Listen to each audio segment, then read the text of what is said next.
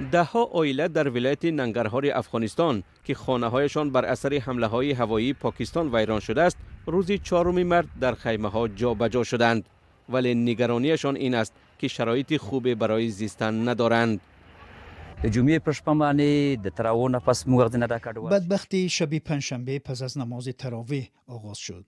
مردم آواره شدند، بعضی‌ها به اینجا به اردوگاه لالپور آمدند و دیگران به خانه‌های خویشاوندان خودشون رفتند. شاهدان نقل کردند که تمام شب محل زیستشان بمباران شد و آنها ناچار فرار کردند. درخواست من از حکومت و همه مقامات این است که به نزاع پایان بخشند. ما دیگر چیزی نمیخواهیم، تنها میخواهیم که به خانه هایمان برگردیم.